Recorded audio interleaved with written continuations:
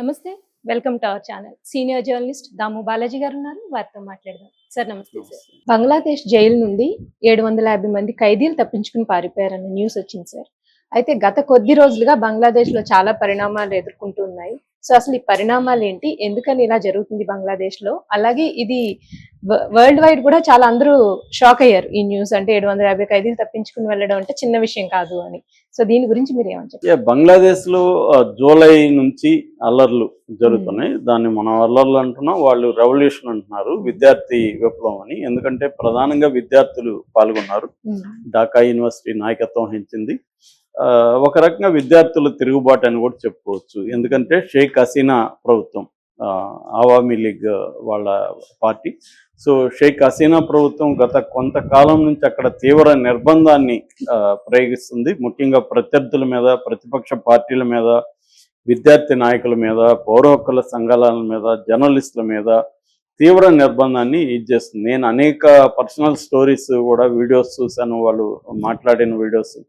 దాదాపు 700-800 మంది ఆమె ప్రభుత్వంలో మిస్సింగ్ పర్సన్స్ కిందకి వెళ్ళిపోయారు. అంటే వాళ్ళు ఏమయ్యారో ఎవరికి తెలియదు. అలాగా సడన్ గా ఒకరోజు ఒక అడ్వకేట్ ని తీసుకువచ్చి వాళ్ళు పట్టుకుపోతారు మఫ్టీలో ఉన్న పోలీసులు. తర్వాత వాళ్ళకి అక్కడ మిలిటరీ జైల్స్ కొన్ని ఉంటాయన్నమాట. మిలిటరీ హౌస్ ఆఫ్ మిర్రర్స్ అని ఒక ఫేమస్ నోటోరియస్ జైలు ఉంది.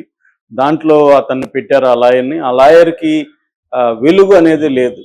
కొన్ని రోజుల పాటు అతను సూర్య వెలుగు కోసం ఆతృతగా కంప్లీట్ చీకటి దీంట్లో పడేసి అప్పుడప్పుడు తీసుకెళ్ళి కొట్టడం, టార్చర్ చేయడం, ఇలాగే 8 ఏళ్ళు ఉండి మొన్ననే బయటకు వచ్చిన లాయర్ మాట్లాడింది నేను చూశాను. అలాగే చాలామంది వీళ్ళు ఈ ప్రభుత్వంలో మిస్సింగ్ పర్సన్స్ కావచ్చు, చంపేసిన సంఘటనలు బోల్డ్ ఉన్నాయి. వాళ్ళని అరెస్ట్ చేసి కేసులు పెట్టి జైళ్ళలో వేసిన సందర్భాలు ఉన్నాయి. అలాగే పెద్ద ఎత్తున చేసేసరికి ఏం చేశారంటే తిరుగుబాటు అనేది వీటన్నిటి రీత్యా అన్నిటికంటే ఇన్స్టిగేట్ చేసిన ఇది కోటా సిస్టమ్. కోటా ఏంటంటే బంగ్లాదేశ్ 1971లో విడిపోయింది పాకిస్తాన్ నుంచి. ఈస్ట్ పాకిస్తాన్ అనేవాళ్ళు విడిపోయి ఇక్కడ ప్రత్యేకంగా బంగ్లాదేశ్గా ఏర్పడింది. అప్పుడు భారత ప్రభుత్వం కూడా బంగ్లాదేశ్ విముక్తి పోరాటానికి సహాయం చేసింది. ముజిబుర్ రహమాన్ దీంట్లో జరిగింది, వీళ్ళ నాన్న షేక్ హసీనా వాళ్ళ ఫాదర్. సో ఆ టైంలో అక్కడ పాల్గొన్న వాళ్ళ పిల్లలకి, మనవాళ్ళకి, మనవరాళ్ళకి, వాళ్ళకి ఇంకా కోటా ఇస్తూనే ఉన్నారు అన్ని దీంట్లో. ఆ కోటా వల్ల ఏమవుతుందంటే విద్యార్థులకి ఆల్రెడీ నిరుద్యోగం పెద్ద ఎత్తున ఉంది, విద్యార్థులకి వాటాలు రావట్లేదు. ఈ కోటా పేరుతో హసీనా బంధువులు వీళ్ళకే ఇచ్చేస్తున్నారు. వీళ్ళందరూ ఉద్యమంలో పాల్గొన్నట్టు రికార్డులు క్రియేట్ చేసేసి వాళ్ళకే టాప్ పొజిషన్లో సివిల్ సర్వెంట్స్ అంతా కూడా హసీనా బంధువులతో నింపేసింది. సో దాంతో తీవ్రమైన వ్యతిరేకత వచ్చింది. ఢాకా యూనివర్సిటీ విద్యార్థుల ఆధ్వర్యంలో దేశవ్యాప్తంగా ఒక విప్లవం లాంటిది వచ్చింది. చివరికి ఈమె మీదకి వచ్చేసరికి ఈమె వాళ్ళ సిస్టర్తో కలిసి రహస్యంగా ఒక మిలిటరీ హెలికాప్టర్లో పారిపోయి ఇండియాకి వచ్చింది. ఇండియా ముందు నుంచి మన ఇందిరాగాంధీ పీరియడ్ నుంచి కూడా ఈ షేక్ హసీనా ఫ్యామిలీకి ఫ్రెండ్స్ అనమాట, అవామీ లీగ్కి ఫ్రెండ్స్. సో అందువల్ల ఇందిరాగాంధీ పీరియడ్లో కూడా వీళ్ళు ఇలాగే వచ్చి ఇక్కడ రక్షణ తీసుకున్నారు. వాళ్ళ ఫ్యామిలీని అంతా అప్పుడు చంపేశారు అక్కడ మిలిటరీ నియంతలు. చంపేసినప్పుడు ఈమె వీళ్ళ సిస్టర్ వచ్చి అప్పుడు కూడా ఇందిరాగాంధీ పీరియడ్లో తీసుకున్నారు. ఇప్పుడు కూడా మోడీ ప్రభుత్వం కూడా బంగ్లాదేశ్ లో షేక్ హసీనా ప్రభుత్వంతో చాలా మంచి టర్మ్స్లో ఉన్నారనమాట. అందుకని ఇప్పుడు కూడా వాళ్ళకి మోడీ ప్రభుత్వం ఇచ్చేసింది. ఈ క్రమంలో ఏంటంటే విద్యార్థులు ఉద్యమంలో భాగంగా వాళ్ళు ఏం చేశారంటే విద్యార్థి బృందాలు జైళ్ళ మీద దాడులు చేసి ఈ ఖైదీలంతా విడిపించారు. అలాగా 2200 మందిని వాళ్ళు విడిపించారనమాట. ఢాకా దగ్గర నార్సింగ్ జైలు ఉంది, ఢాకాకు తూర్పున ఉంటుంది. ఈ నార్సింగ్ జైలు మీద దాడి చేశారు. ఫస్ట్ దాడి చేసి మొత్తం ఖైదీలను విడుదల చేశారు. అలాగే కషింపూర్ జైలు అని ఉంటుంది. మొత్తంగా 13 సెంట్రల్ జైళ్ళు, 55 డిస్ట్రిక్ట్ జైళ్ళు బంగ్లాదేశ్లో ఉంటాయి. ఈ జైళ్ళన్నిటి మీద ఈ స్టూడెంట్ లీడర్స్ బృందాలు వెళ్ళి దాడులు చేసి విడిపించేశారు. 2200 మంది వచ్చేసారు. అయితే ఇందులో నేను ఇందాక చెప్పినట్టుగా జర్నలిస్టులు వీళ్ళే కాదు, లాయర్లు, జర్నలిస్టులు, ప్రజాస్వామ్యం కోసం పోరాడే వాళ్ళు వీళ్ళే కాకుండా కరుడు గట్టిన నేరాలు చేసిన వాళ్ళు, హంతకులు, ఉరిశిక్ష పడిన వాళ్ళు, ఉగ్రవాదులు వీళ్ళందరూ కూడా ఉన్నారు. వీళ్ళందరూ కూడా బయటకు వచ్చేసారు.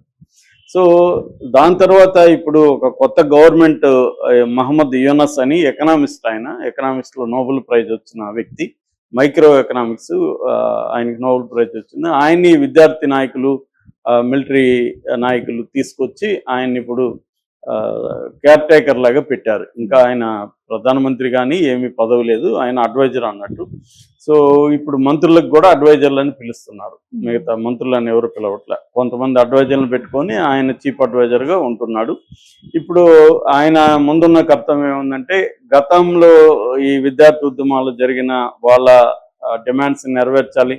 అప్పట్లో జ్యుడిషియరీ మీద కూడా విమర్శ వచ్చింది, చీఫ్ జస్టిస్ కూడా రిజైన్ చేశాడు, వాళ్ళకి నియామకాలు చేయాలి. తర్వాత ఎవరెవరు తప్పించుకున్నారు, వీళ్ళల్లో నిజమైన నేరస్తులు ఎవరని తేలితే ఇందులో ఆల్రెడీ 1500 మందిని పట్టుకొని మళ్ళీ లోపలికి తీసుకొచ్చారు. అయితే 700 మంది మాత్రం ఇప్పటికి కూడా దొరకట్లేదు. ఈ 700 మంది ఎవరంటే కరుడుగట్టిన తీవ్రవాదులు, ఉరిశిక్ష పడిన ఖైదీలు, నిజంగా నేరాలు చేసి జైలు శిక్షలు పడిన వాళ్ళు 700 మంది మాత్రం బయటే ఉన్నారు ఇప్పటికి కూడా.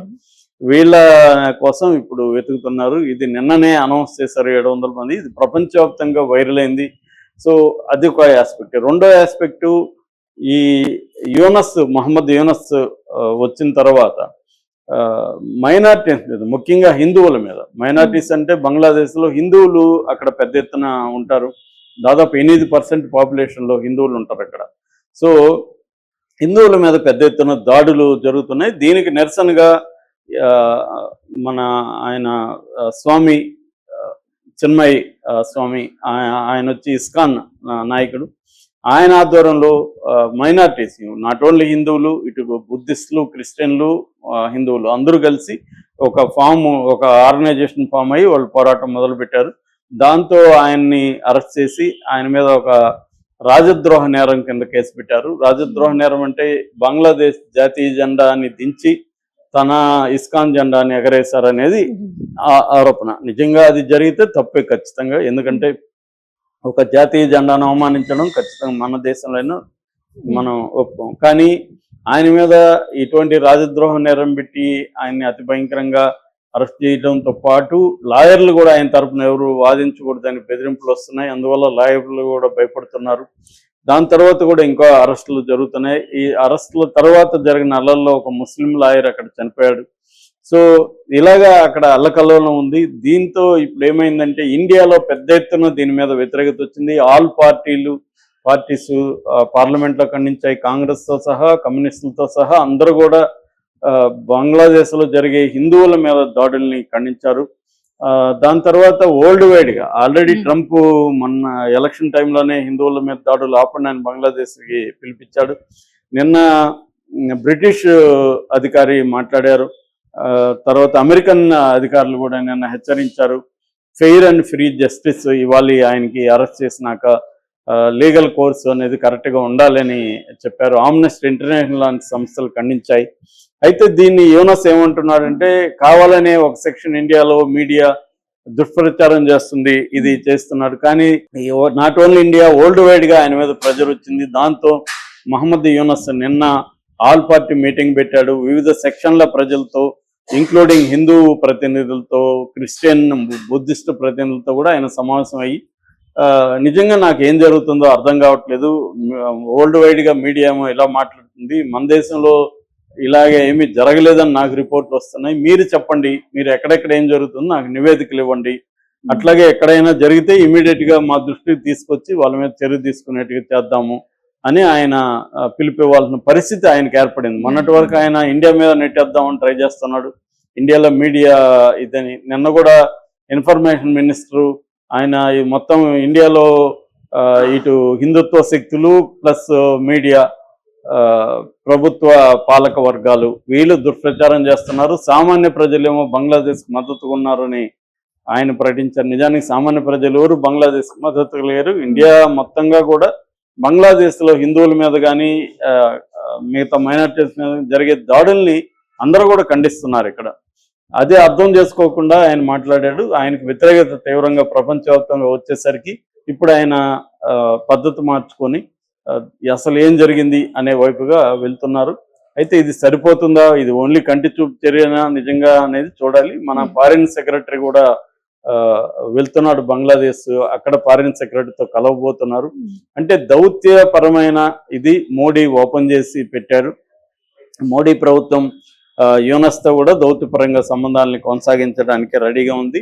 వాళ్ళకి కూడా తప్పదు, వాళ్ళు కూడా చేయాలి. ఒక ఇండియా లాంటి పెద్ద దేశంతో, పక్క దేశంతో వాళ్ళు